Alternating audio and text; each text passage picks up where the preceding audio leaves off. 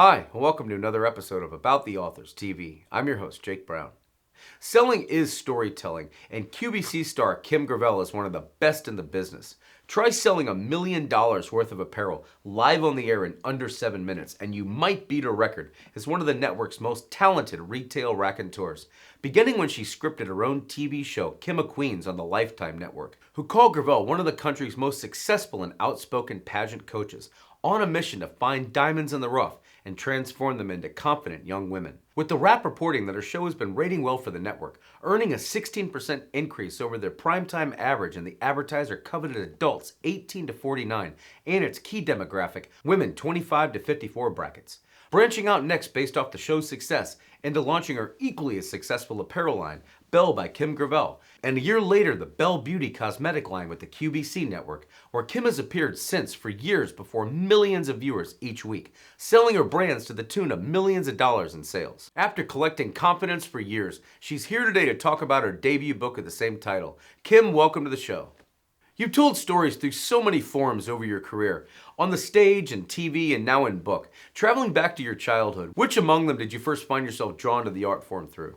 My dad is such a brilliant storyteller, and he grew up on a tobacco farm, in South Carolina. So his whole goal was just to wear a suit to work every day and get off the farm. And the stories he would tell are about farm life and just simple life, and how he learned his lessons that unfortunately I don't think we're telling our young people today, and we're missing a wise, moment in time. I think is slowly, ebbing away.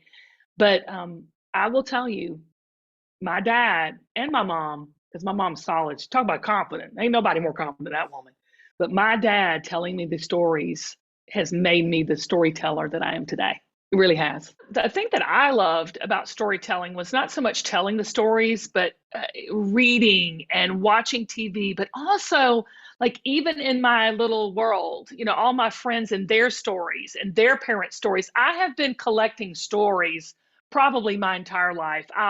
In the book, I talk about how I've always been an old soul. You know, and so I would go at 7 and 8 years old, and I would have this mentor. She was a great granddaughter of Norman Rockwell, and she would sit and paint, and we would just sit and talk, and she would tell me the stories about how she would watch her family of artists paint, and she would paint, and she would just talk. And so I've been collecting stories, not just things that I ingest as far as like reading or TV, even music. I was a big fan, but of like real life people. Like to me, people are so interesting, and their stories tell about who they are and why they're here and what they're made for. So for me, I have been in the story loving game since I was a little girl. I've been always gregarious. I was the loudmouth, you know what I'm saying? Like I was always one that had an opinion and wanted to be heard. I was never like the star kid. Like I always wanted to be the star, but I was always known for my opinions and my thoughts about things. I remember the very first time I had an experience. I grew up in church, and my mom and dad would drag us to church every time the doors were open. And there was a little play, and I auditioned for the play at the church. And my mom was actually the director. This is such a true story, and I'll never forget it. And I thought I was the best kid, right? I thought, well, and on top of that, my mom she was the director. And I thought I should get the part of Mary. Okay. I didn't. I got the part of the cow. And it was that moment that I thought, I love being on stage. I love being a performer. But again, I loved telling that story of the cow on stage. So for me, it's been twofold. Yeah, I've always been a loudmouth. I've always been opinionated. I've never, pursued being a star. I've always pursued that story. And that's why writing the book has really been exciting. Hard work, dude. I'm telling you right now, that's the hardest work I've ever done in my entire life. So let's set the stage for viewers that are just meeting you and talk about your impressive rise from winning Miss Georgia at age 19, becoming one of the youngest crowned in the pageant's history, going on to represent the Peach State in the National Miss America pageant, then serving as U.S. Goodwill Ambassador to Japan, where you developed your considerable live speaking skill set, talking to everyone from the Japanese parliament to eventually graduating to becoming a weekly guest on the Sirius XM radio show Dirty Pop with Lance Bass in the advice column segment Gravel Mail. How did you build the confidence step by step to make such an impressive climb as a storyteller in your own unique style that connected with so many people? I started when I was young. I've always been a mini entrepreneur, never knew it.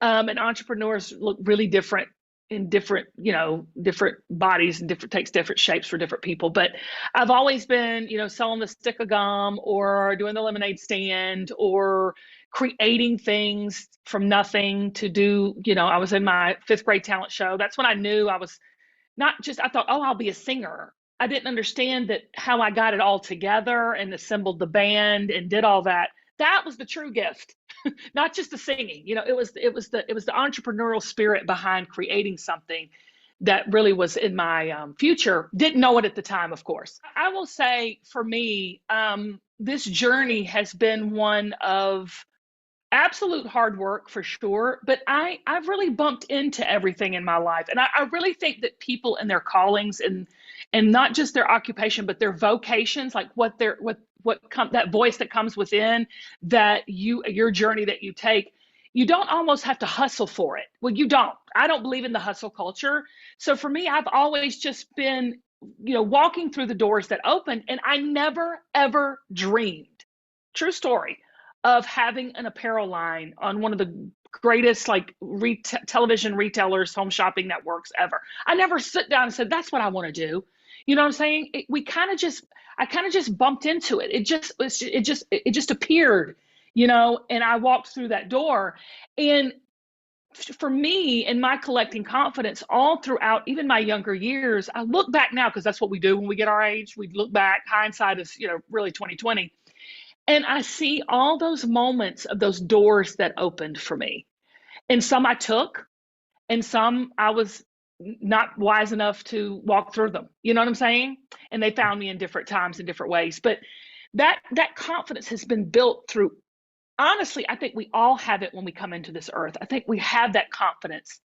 I think the world sucks it out of us.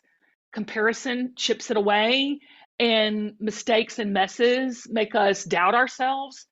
But through all of my life experience, I've just been like putting it back together, like putting those little pieces back inside of myself and going, you know what, I can do that. Because if it comes to you, it's for you. That's honestly what I think. You still have to work hard. I don't want to sit here and go, ooh, it just happens.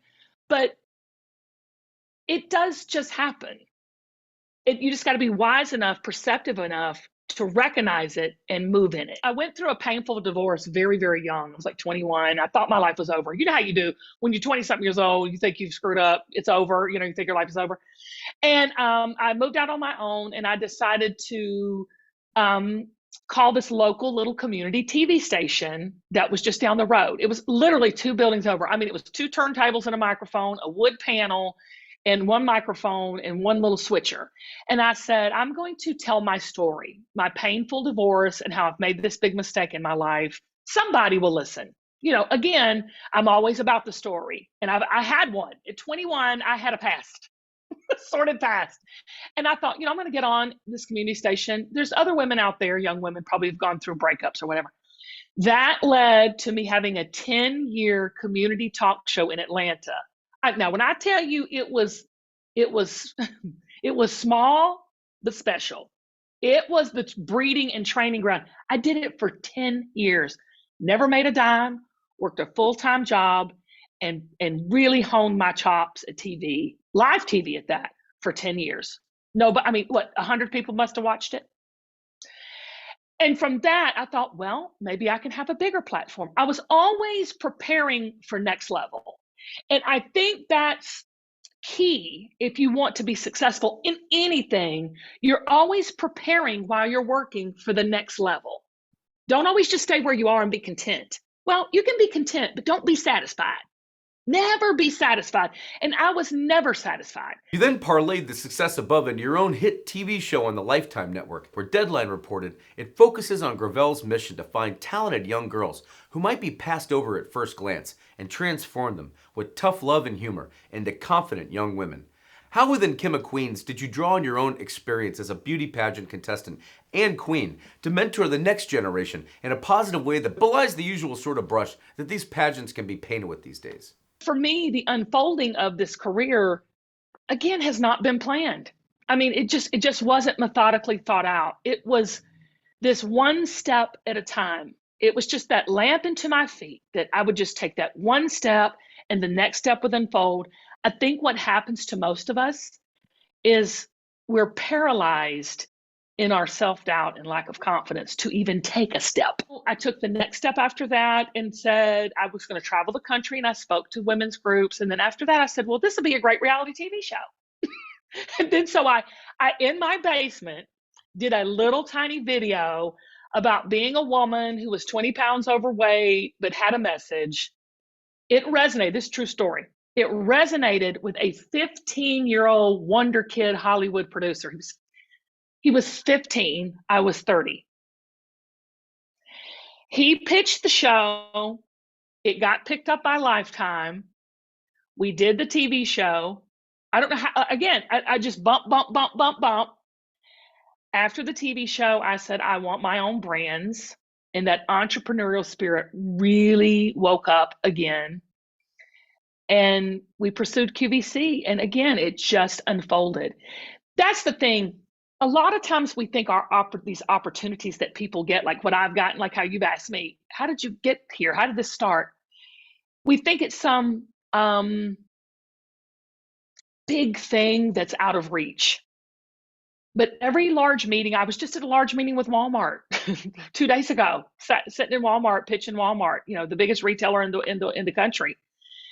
We think these people are not looking, are not wanting, or are bigger than they really are. And so we don't take the step. I'm telling everybody that's listening to this podcast, take the step. All they can say is no. That's what's happening to people. They get so paralyzed, and I've got to be perfect. It's got to look like this. It's got to have 1 million followers on this. I got to take the step. Move. Get moving.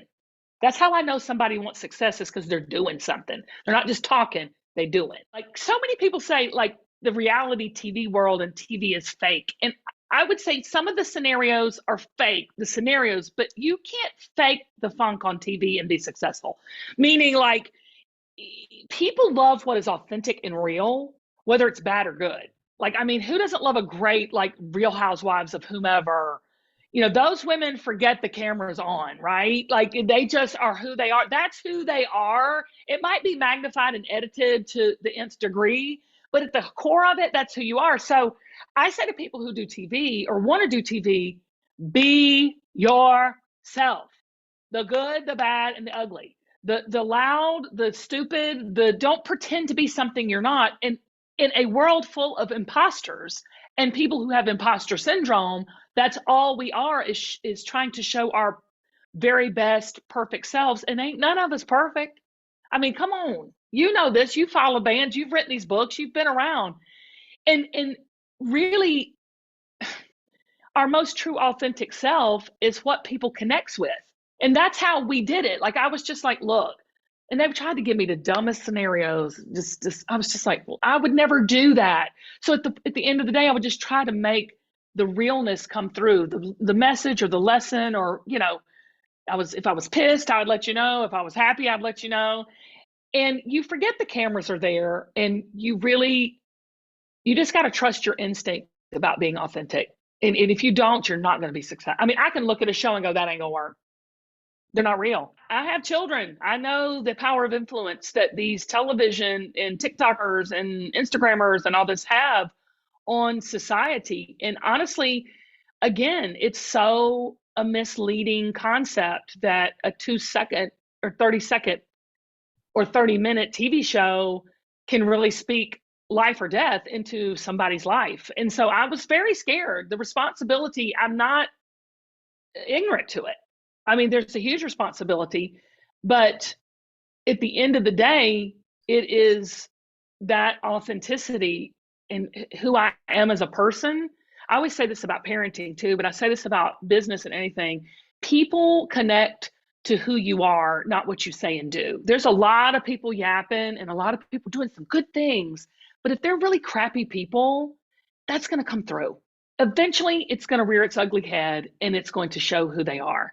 So if you're just who you are going in, you will build an audience. You will build a TV show, write a book, or a podcast, or whatever your thing is, you'll build it. And I tell this, I mean, it's huge with kids' sports today, dude. I'm telling you, these kids think they're all going to go and be Kobe Bryant, LeBron James, or, Tom Brady. And I say to my boys, you're not. That's not your God given gift. You are not gifted like that. You're a great athlete, but you're going to have to set your sights on what you're called to do, not what Tom Brady was. You know what I'm saying? Like, we've got to start giving messages out that there are some people that are just supposed to be dentists in their communities and kick butt doing it, right? We got to start really getting a little bit selfish with it. Quit worrying about what everybody else is doing and really get into you. It's like home for me, it's a place of really strong community. It's not just a place to sell your wares and goods. It's where all women watch and they can tune in. It's become sort of like entertainment television for us, at least in our shows. And QVC is kind of ahead of their time. I mean, they were social media and selling digitally before you did that, right? So everybody, no one can copy QVC. They try. Like, I think Amazon tries to do their live programming and Netflix is working on something, but QVC is just the juggernaut for it. And like I said, it's this quiet little what that just, once you go in, you never come back out if you're blessed enough to stay there. So as you translated that following that you built through the Lifetime show into an even larger one that you launched in your next TV career move with the QVC Shopping Network, launching your own apparel line, Belle by Kim Gravel, and then Belle Beauty Cosmetics, how much were you putting on the line by taking such a big confident step in your career? Especially because people can be dismissive when they're flipping through channels about how competitive the sales world is. Just saying running a small boutique or being a fashion designer trying to sell to a bigger manufacturers or retailers, let alone making it onto TV and selling your own brands of apparel live on the air, often for hours at a time. I just had an opportunity where I had 10 hours in a 24-hour period to sell 100,000 dresses. So yeah, it's not easy, but anything is not easy, right? I mean, I love this instant culture. I have 2 children and they just think, write a check or put it on the credit card or Apple Pay it. They don't understand what goes into, really creating success because we're such in an instant gratification society. But the truth is that it's a lot of hard work. I never sleep. I never have time to do anything, but I love what I do. I'm called to do what I do. So it does give me this supernatural energy, to get up and do the thing every single day, to fight the problems, to fight the battles. Being on TV and going, hey, y'all, that's one thing. But then saying, you've got to sell, $1 million worth of merchandise an hour, that's a whole nother level because you've got people's money, people's time, and every bit of investment that we made in that company. Like, I took all of my life savings, I took everything I had, and I banked it on one gene. I said, if we can get this one gene for 7 minutes on QVC, because I knew we could move, they move a lot of units in a short amount of time, that will set us on our path. And I developed the gene. It took every penny me and our family had to do it. And I went in and pitched the gene and beauty. I wanted to do both at the same time. They said, we're not even going to listen to beauty. I said, well, I'm coming in with it anyway. I don't care. My gut was telling me pitch beauty and apparel. And by the end of the meeting, they bought 4 hours worth of product and a beauty item too. So that's another lesson. Don't go against your gut. Never take no for an answer, or never say, when they say, I don't really think you should do that. But if you know in your gut that you should do it, do it. But it was a lot. It scared me to death. I remember when the red light came on at QVC the first time and I had to sell at 9 a.m. I think it was $750,000 in an hour. And I just said, all right, here we go. And I just did it. And luckily we made it. It made it happen. And if no one bought the story about the product and line you were selling, you'd be out of business, right? We would be bankrupt. We would have been bankrupt. So we would have been totally just, because we would have never been asked back. But this is the thing about QVC. You don't hear a lot of people out in the marketplace or talking a lot about QVC. I think QVC is this thing that it's, for an older woman or what have you. The reason you don't hear about that is because you don't have to. When I first went in there, I was like, dang, all these people are this successful here. You know what I'm saying? Like, when you get to a certain amount of success, You just don't talk about it. You don't share it. You don't try to promote it. You just do it. And that's what's going on in a lot of people. You'd be surprised how many of my like celeb friends and people that are in the business that I've actually helped get on QVC, because when you're building brands, that's a whole nother level, a whole nother beast. I mean, we hear about it. Everyone's like, build your personal brand. And I fully support that and believe in that 1,000%. Just as long as you know what your brand is and what you're trying to sell to the world or say to the world. But QVC is a powerhouse for entrepreneurs. Huge. But like you said, you screw it up. Bye, Felicia. It's over. To go to another level, first of all, you can't do it alone. You have to build teams, and you've got to get with people who are like-minded and like-hearted. So people who want to work for themselves. I always say this. I have a huge team that we work with. I have a lot of people that are employed with us, but they really are not my employees. They work for themselves. They are operating in what they love to do, and they're working for the success of themselves.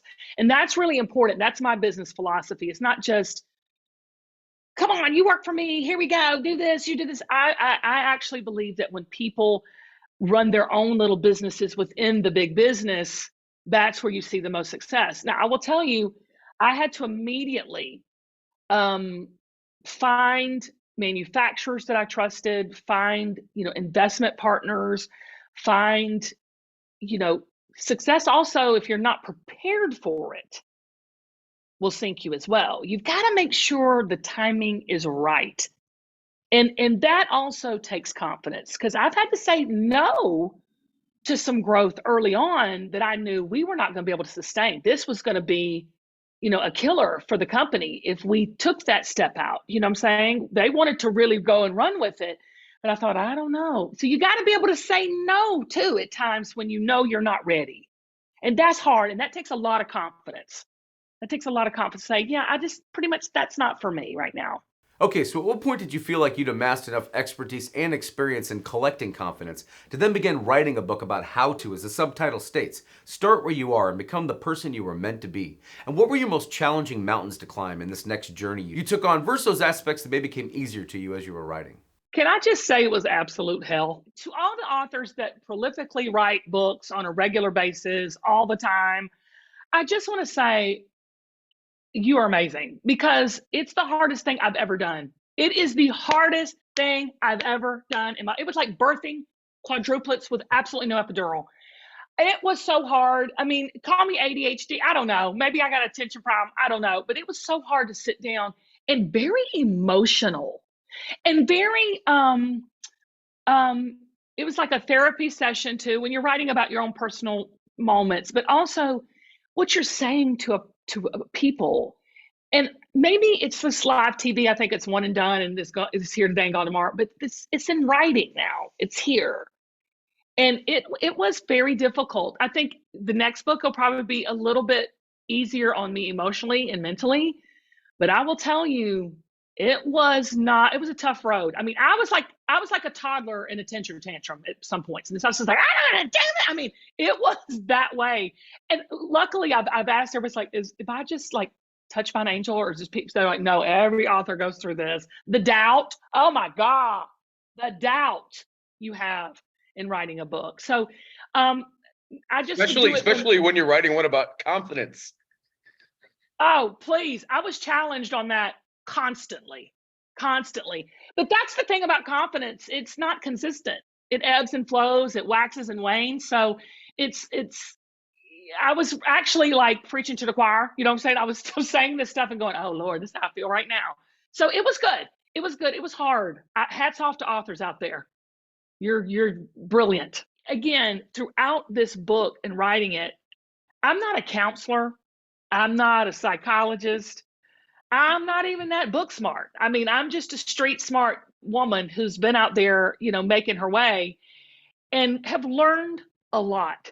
I think we're in a world of experts with absolutely no experience. I mean, you can go on TikTok and social media. It cracks me up. So many people call me about business and say, what do I need to do to start with? I took a course for such and so.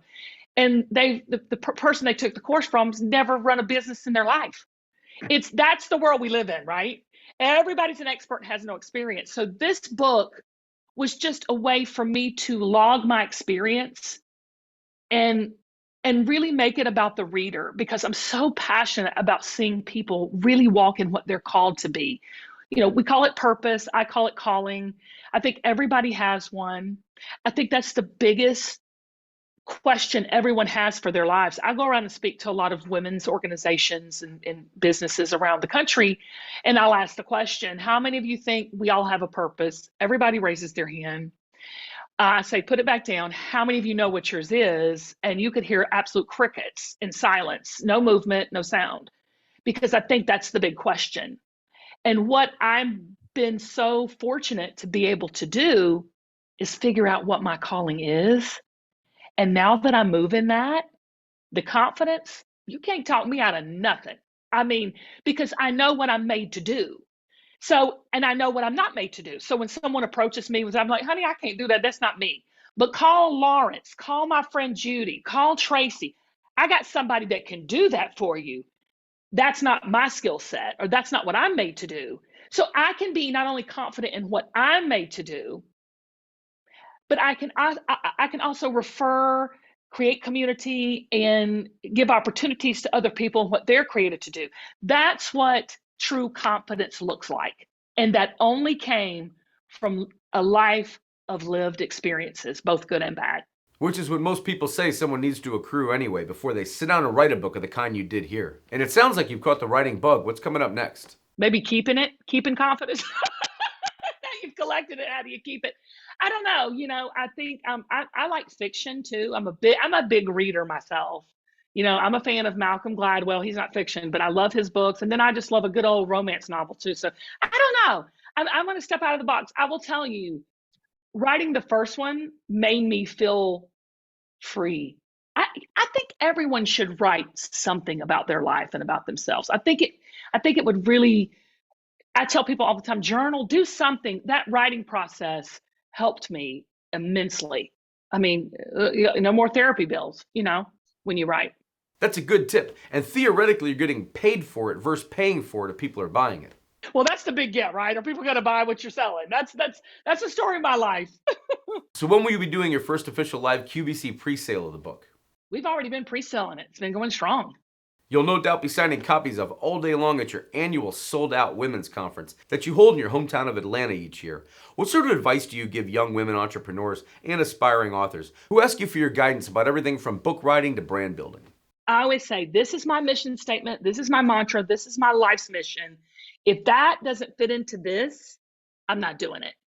Because a lot of times we say yes to things we should not be saying yes to. I'm serious. I think it's threefold. I really do. I think you're right. It is. Let's just talk from like the really, logical place where you do have to have a publicist, and you do have to, and if you don't have the money for that, and I say, be careful how you spend your money, because not all that works. I mean, just because you hire a publicist doesn't mean they can get you anywhere. So logistically, I would say start small and don't despise small beginnings. Start small on your social media and build that messaging. But when you're building the messaging, and I say this in anything, in entrepreneurship or anything, please make that message maximum a sentence long. And really, it's like you got to put something in front of someone 7 times. I think it's more now. I think it's more like 21 times for them to really understand what the messaging is. Get that messaging so sharp that if you do have a publicist, she gets it. If you do not, and you're doing social media or your own marketing, that people can get it. People resonate what they understand, and it's clear. You'd be surprised how much messaging is muddy. It's very muddy out there. There's a lot of noise, and that razor sharp message. But also, I want to say, the second thing I would say is to find a community. Really find a community, whether it be a self-help community or reach out to other people who are doing it and doing it well. Now, you might not want to go to like a Tony Robbins if you're here, but there's a million different steps.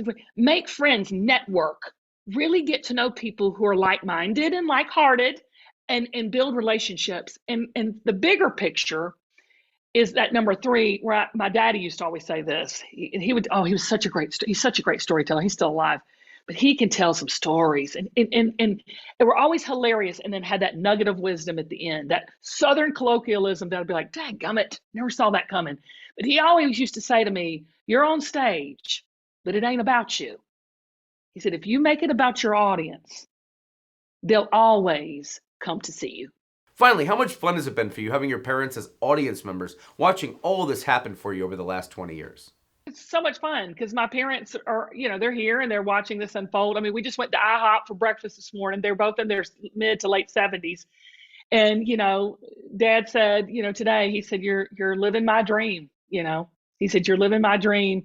And he said, and I'm gonna get emotional because he said, "I always knew even when you were a little girl, that you would do it."